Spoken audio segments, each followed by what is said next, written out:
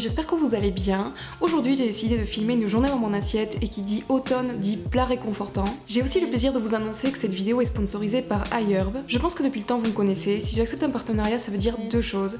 La première c'est que je suis déjà une cliente fidèle chez eux et la deuxième c'est que j'aime beaucoup ce qu'ils proposent évidemment. Pour ceux qui ne connaissent pas, il s'agit d'un site internet américain qui propose un large choix de produits alimentaires, cosmétiques et compléments qu'on ne trouve pas forcément partout. Ce qui est vraiment cool c'est qu'ils livrent dans 150 pays différents et ils proposent une assistance en 10 langues. Et pour finir, sachez que je vous laisserai la liste de tous les produits que j'ai utilisés dans cette vidéo en barre d'infos, donc n'hésitez pas à aller voir.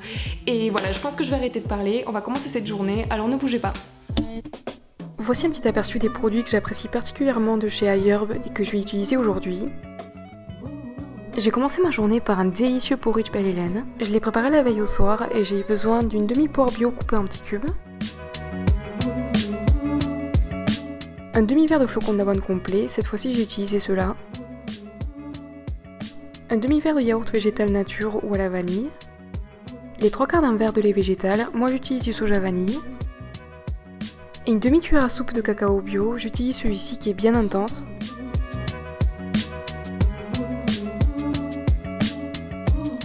Après l'avoir bien mélangé, je le place au frigo toute la nuit.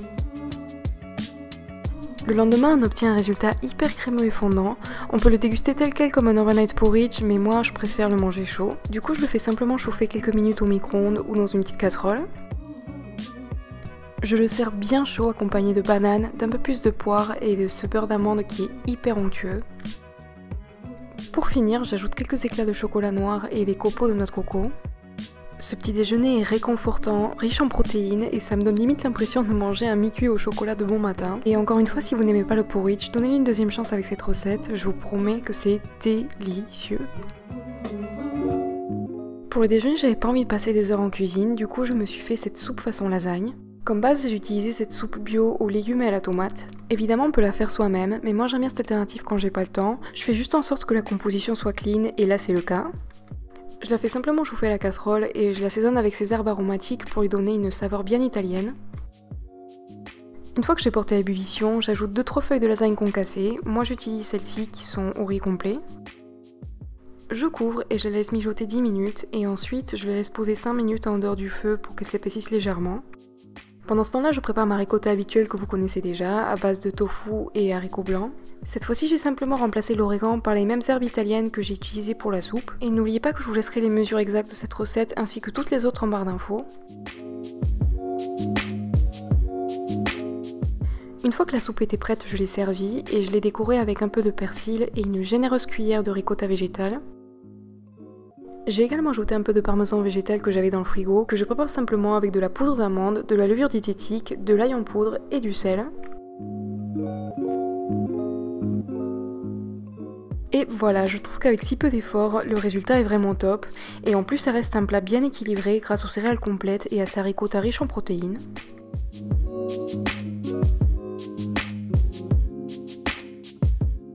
Pour le goûter, j'ai décidé de préparer un cappuccino avec ce café à base de champignons. Vous avez bien entendu, en fait il s'agit de poudre de champignons qui sont utilisées dans la médecine traditionnelle chinoise. Elles sont simplement mélangées à du café 100% arabica et moi qui adore le café, je le trouve excellent.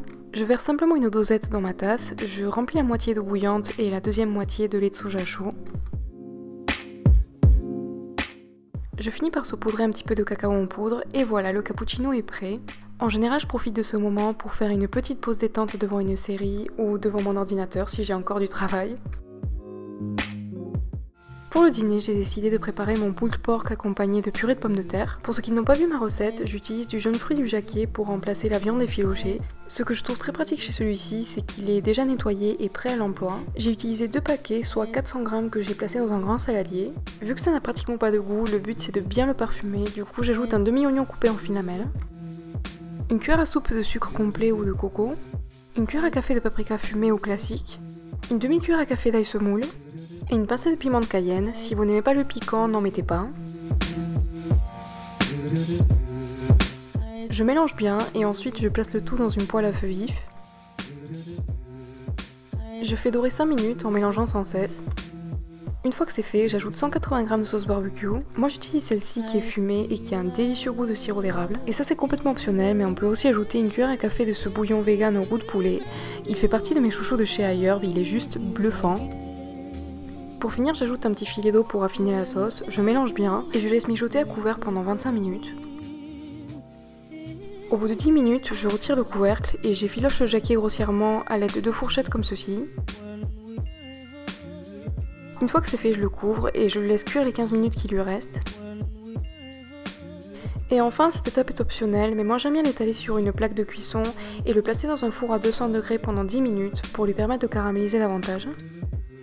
Pour la purée, il n'y a rien de plus simple, je fais juste cuire des pommes de terre épluchées à l'eau jusqu'à ce qu'elles soient bien tendres. Je les écrase à l'aide d'un écrase pomme de terre. Ensuite, j'ajoute du lait de soja chaud par filet jusqu'à obtenir la texture que je souhaite. Et pour finir, je l'assaisonne avec du sel et du poivre.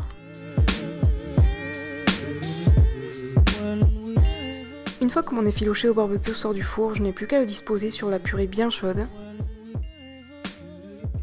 Je finis par quelques rondelles d'oignon rouge pour le croquant et du persil. Et voilà pour ce dîner ultra réconfortant. Si on souhaite, on peut aussi le servir sous forme de burger. Je vous laisserai la vidéo de cette version en barre d'infos. Cette texture et ce goût sont juste incroyables, on pourrait jamais deviner qu'il s'agit d'un fruit. Bon, j'espère que cette journée vous a plu. En tout cas, si vous refaites une de ces recettes, n'hésitez pas à prendre une photo et me l'envoyer sur mes réseaux sociaux. Je vous fais un bisou et je vous dis à très vite pour la prochaine vidéo.